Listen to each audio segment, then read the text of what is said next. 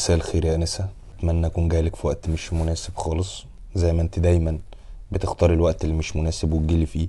عايزانا نفرح مع بعض، نزعل مع بعض، تختلقي مشاكل وتحليها، أزمات وتعديها، قعدات وتفضيها. بنفس الساعة اللي أنا قررت أفصل فيها دماغي أنت بتبقي شايفة إن دي فرصتنا الوحيدة إن إحنا نعيش ونعمل ذكريات فأتمنى يكون الوقت ده مش ملائم بالنسبة لك بالمرة يعني. شوفي يا أنسة، الموضوع بدأ لما قلتلك إن أنا حاسس حاجة من ناحيتك. قلت لي إيه ده؟ انا كمان حاسه حاجه من ناحيتك. قلت لك بس انا خايف. انا مش خايف يا ناس عشان مش راجل، انا خايف عشان انا دوري اكبر، دوري اصعب. يعني عشان العلاقه دي تكمل ويبقى تالتنا ابننا ان شاء الله مش الشيطان، انا دوري اصعب بكتير. عشان نبني البيت ده انا لازم اجيب الرمل والزلط والاسمنت والحديد والصلب، وانت دورك تختاري الالوان بعنايه شديده جدا. وانا معاكي، همشي معاكي الاخر ان اختيار الالوان ده شيء مهلك جدا، لان الالوان بقى فيه منها درجات تشيب. لكن بالمنطق انا دوري اصعب. قلت لي ايه؟ ما تخافش، احنا هنعمل كل حاجه مع بعض، هنبني بيتنا مع بعض، هنكبر مع بعض، هنحلم مع بعض، هنعمل مع بعض. اشمعنى لما بتتفلقي ببقى لازم اعرف انا لوحدي؟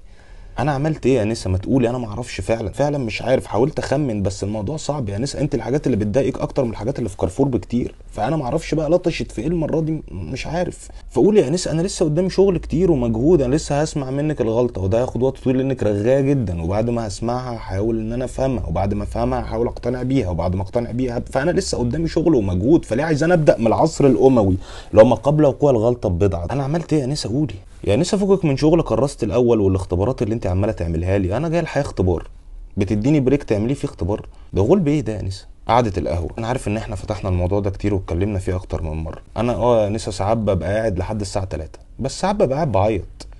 يعني انت ليه في خيالك دايما ان انا منزل 7 وترمس ومحزم القهوجي وقاعد بقى ايه؟ والله العظيم ساعات ببقى قاعد ببكي، وانا ما عنديش رفاهيات كتير زيك لما بزعل. يعني انت مثلا بتقصي شعرك، بتغيري لون شعرك، بتجيبي لبس كتير وتقعدي تتصوري، تعملي باديكير. انا كبيري ايه يا انسه؟ بنزل الجيم، يعني ببقى راجل شايل هم، بروح اشيل فوقيه حديد على امل ان انا بقول له سيبوني يا جماعه، ما حدش في غلب اكتر من كده في الدنيا. فانا يا بعمل كده يا بقعد على القهوه، فسيبيني اقعد على القهوه وما تقوليش روح واشتكي لي انا، وممكن يكون كل اللي انا فيه ده بسببك اصلا، وانا عشان ابن حلال وبايع العيش والملح مش عايز اسيبك، فقاعد بخرج. فسيبيني بقى اخرج مع صحابي. احنا لما اتفقنا ان احنا نمشي الطريق ده مع بعض، والطريق ده طويل جدا وهياخد وقت، ومش هياخد وقت عشان انا بتدلع وقاعد ماشي بشوط زلط وبلعب بالكنزات في الطريق. انا الطريق طويل عشان انا مصري، عايش في مصر بظروف مصر بمناخ مصر بتاع. هو صعب برضه. جيتي قلت لي ما تقلقش انا هسليك طول الطريق، وهنقعد نغني ونقعد نضحك ونقعد نعمل، وان شاء الله مفيش حاجه هتبقى. مش انت مشيتي معايا 2 ياردة وقعدتي على الرصيف وتيجي تعبت تشيلني؟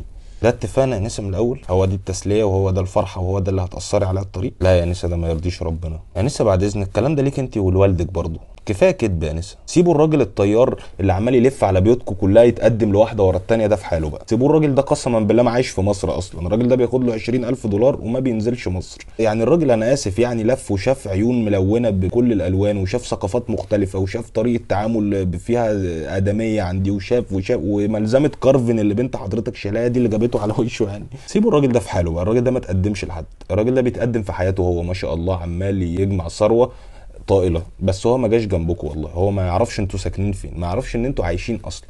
ايه يا نسا، انا لما شفتك حبيتك انت واعجبت بيك انت جدا، فانت اللي لفتت نظري. فالحمد لله ان ربنا جمع ما بيننا كده، وان شاء الله على خير. انا شفتك وانت معاكي صاحبتك، فهي لو كانت عجبتني ولو كنت عايزها في حياتي ما كنت اخترتها هي، لكن انا اخترتك انت. فانت ليه جايباها وجايه العلاقه؟ يعني ليه على طول هي موجوده؟ هي بتعمل ايه؟ كفايه. ما تقعديش تقولي لي ان انا مش اقل من بنت خالتي. انا ما شفتش بنت خالتك، ما جايز تطلعي اقل منها فعلا. ما جايز تطلع هي اسلوبها حلو، فلما بتطلب حاجه الواحد عايز يديها عينه. انت اسلوبك زي الطين، فملناش دعوه بحد اصلا، لا احسن مننا ولا اقل مننا. خلينا مع بعض كده انا وانت، ماشي؟